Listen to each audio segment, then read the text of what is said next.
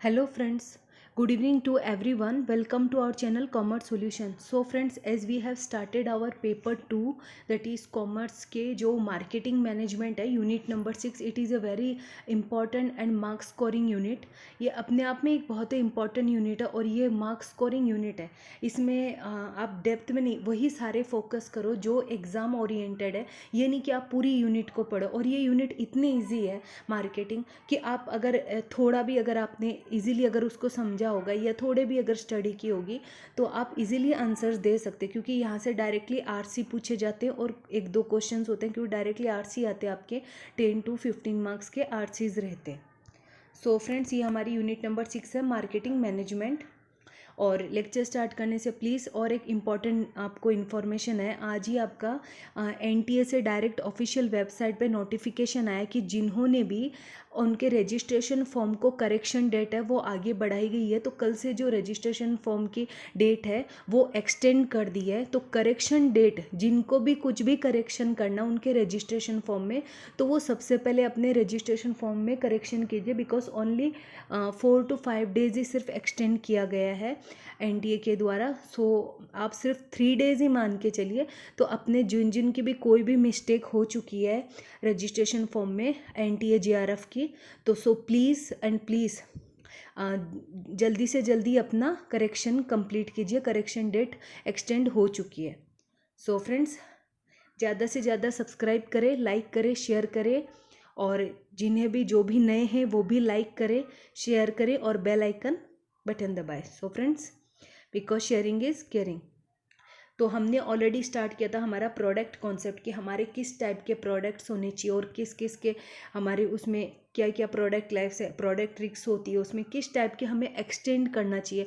तो ऑल सब हमने पढ़ा था. प्रोडक्ट मिक्स किस तरीके का होना चाहिए कि हमें प्रोडक्ट मिक्स में हम बनाते हैं जो सारी चीज़ें.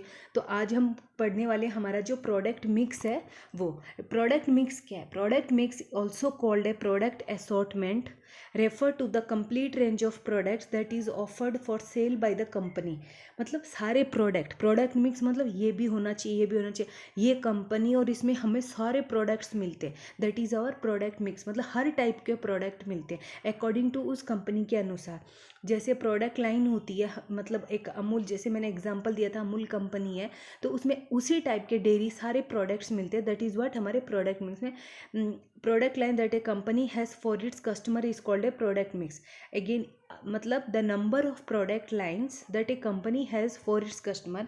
बहुत सारे product line, same products line से रिलेटेड जो प्रोडक्ट्स होते हैं वो सारे, तो उसे हम क्या बोलते हैं? Product mix.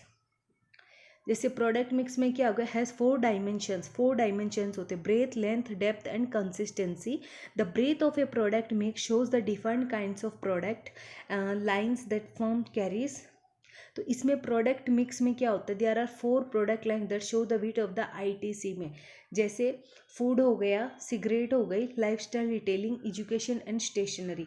The length of a product mix refers, किसको रेफर करते हैं? प्रोडक्ट मिक्स को. इसमें क्या बताया जाता है कि किस तरीके के प्रोडक्ट्स होने चाहिए. जैसे फूड रिलेटेड हो गए, सिगरेट्स टोबैको से हो गए, फिर लाइफस्टाइल रिटेलिंग, हमारी लाइफस्टाइल किस तरीके, एजुकेशन एंड स्टेशनरी रिलेटेड हो गए, क्योंकि एजुकेशन के साथ स्टेशनरी रिलेटेड है ही ना. क्योंकि एजुकेशन में अगर हम हमारी पढ़ रहे हैं तो उसमें बुक्स, किताबें, all this include in what? Our stationery shops. और मैं जैसे अभी फूड्स में क्या क्या आ गया? किचन ऑफ द इंडिया, आशीर्वाद, सनफिस्ट, ये सारे किस में आ गए? हमारे फूड्स रिलेटेड. सिगरेट्स में gold flag, classic, idea, Kings. तो ये सब क्या हो गया? Indian Kings. तो ये सब क्या हो गया? हमारे लाइफस्टाइल में व्हील्स लाइफस्टाइल, जॉन प्लेयर्स, मतलब जो ब्रांडेड है ये सारे रिलेटेड है. तो वो क्या हो गए? हमारे product mix. Classmate, paper craft, colour Q, all this are. तो ये क्या हो गए? हमारे प्रोडक्ट मिक्स के अंदर इंक्लूड हो गए. जो डेप्थ है प्रोडक्ट मिक्स का refers to the variants of each product in the product line. हर तरह के, जैसे example below, curry, paste, biryanis, conserve etcetera, shows the depth of food product line. जो फूड से रिलेटेड है वो फूड में आएंगे, जो सिगरेट से रिलेटेड है वो सिगरेट में. तो इस तरीके से डिपार्टमेंटल स्टोर्स होती है ना, that is what? Product mix.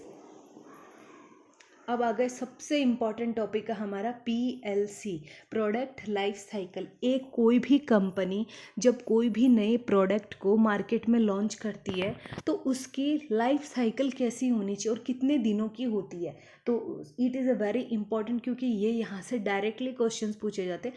तो प्रोडक्ट लाइफ साइकिल क्या है? जो concept of product life cycle किससे कंसर्न है? The life of a product in the market with respect to business, commercial cost and sales measure. किससे related है? Commercial cost and sales measure से जो product life cycle है proceeds through multiple phases, it involve many professional discipline. Product life cycle क्या होता है? Product have a limited life and thus every product has a life cycle. इसमें ज़्यादा depth में नहीं जाना, सिर्फ एक सिंपल मैं समझाती हूँ कि प्रोडक्ट लाइफ साइकिल क्या है। जैसे किसी भी चीज़ का अपना एक दौर होना, मतलब इतने दिनों से पहले वो बहुत एक मतलब अपना, जैसे एक एग्जांपल देते हैं कि ये जो आते हैं, ये न्यू फिल्म स्टार्स आते हैं तो ये पहले तो बहुत ऊंचाई जाते हैं, फिर एक डिक्लाइन स्टेज आता है, फिर उससे डिक्लाइन आता है, उससे फिर मैच्योरिटी हो जाती है इनकी। तो ये सब क्या होगा? किसी भी चीज़ का एक समय आना और वो अपने आप गिर जाना। जैसे क्रिकेटर्स होते हैं, पहले उनके बहुत मतलब बहुत सारे फैंस होते हैं, फिर धीरे धीरे उनका वर्कआउट कम होना और उनके मतलब जो कंसिस्टेंसी वो सारी कम होना, तो वो अपने आप संन्यास ले लेते। That is what. उसी तरीके से प्रोडक्ट लाइफ से कोई भी कंपनी जब कोई भी एक प्रोडक्ट मार्केट में लॉन्च करती है तो उसकी भी अपनी एक उसका एक चक्र होता है, समय चक्र।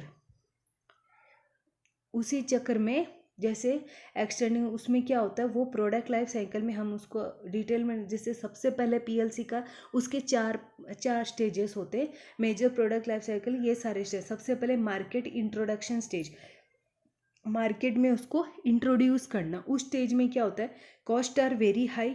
इस स्टेज में क्या होता है? Product has been introduced first time in the market, और उसमें पहली बार मार्केट में वो कंपनी अपने प्रोडक्ट को लॉन्च करती है, तो उस टाइम उसके कॉस्ट बहुत ज़्यादा हाई होते हैं। Slow sales volume to start, slow होती है सेल्स।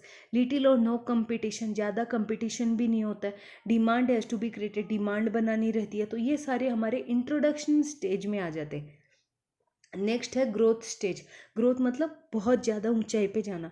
ग्रोथ स्टेज में the product is visibly present in the market, the product has habitual consumers and there is quick growth in the products.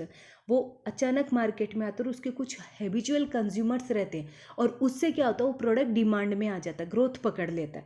जैसे उस time cost reduce कर देते हैं due to economies of scale. Cost को reduce करना, sales volume increase कर देना, क्योंकि अगर कॉस्ट रिड्यूस होगी तो हमारी सेल्स अपने आप बढ़ेगी, volume, profit begins to rise, profit increase होगा, पब्लिक अवेयरनेस इंक्रीज, ज़्यादा से ज़्यादा पब्लिक उसको जानेगी, फिर कंपटीशन बिगेन, दूसरे कंपनी वाले भी कंपटीशन उसी का कुछ सब्सटीट्यूट प्रोडक्ट बना के बेचेंगे, तो उससे क्या होता है? ये कंपटीशन हो जाता है। Increase competition leads to price decrease, ज़्यादा कंपटीशन हुआ तो वो लोग प्राइस घटा देते। नेक्स्ट है हमारा मेच्योरिटी स्टेज। मेच्योरिटी स्टेज में क्या होता है? किसी भी चीज़ का अपना एक दौर हुआ, बस अब ख़त्म, अब आपका मेच्योरिटी हो गया। तो इसमें क्या होता है? The cost of the product has been decrease because of the increase volume of product and the product started to experience the curve effect. Maturity stage में कॉस्ट ऑफ द प्रोडक्ट है ना, वो डिक्रीज हो जाता है। Because क्यों? Increase volume of the product increase होने से उस टाइम उसकी कॉस्ट डिक्रीज हो जाती है और वो प्रोडक्ट क्या होता है? धीरे धीरे डाउन की तरफ जाने लगता है। उसमें क्या होता है? कॉस्ट आर डिक्रीज हो जाते हैं। फिर sales volume peaks and market से जो सेल्स मतलब कंज्यूमर उस हद तक उसको यूज़ कर सकते हैं कि बस बहुत हो गया। इंक्रीज कंपटीशन हो जाता है, prices tends to drop due to the proliferation of competing project की वजह से प्राइसेस हमें ड्रॉप करनी पड़ती है, कम करनी पड़ती है। ब्रांड डिफरेंशिएशन, उसके अनुसार हमें दूसरे ब्रांड भी लाने पड़ते हैं। फिर industrial profit go down, profit भी कम हो जाता है। तो ये हमारे मैच्योरिटी स्टेज में होता है। नेक्स्ट आ गया सेचुरेशन एंड डिक्लाइनिंग स्टेज। ये वो स्टेज है, इसमें ज़्यादा कुछ नहीं है। सेल्स वॉल्यूम यहाँ पे सब कुछ डिक्लाइन हो जाता है, ख़त्म, मतलब प्रोडक्ट की अब ख़त्म, अब तुम जाओ, तुम्हारे बाद में कुछ नया आएगा, न्यू ब्रांड आएगा। ये कंडीशन होती है उस प्रोडक्ट की।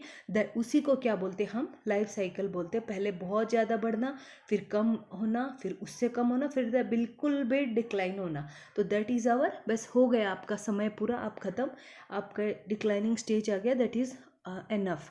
तो ये होता है हमारे PLC। किसी भी कंपनी जब भी कोई प्रोडक्ट हो तो वो पहले इस तरीके से करती है, फिर उस तरह से अपने आप वो डिक्लाइनिंग स्टेज में आ जाता है।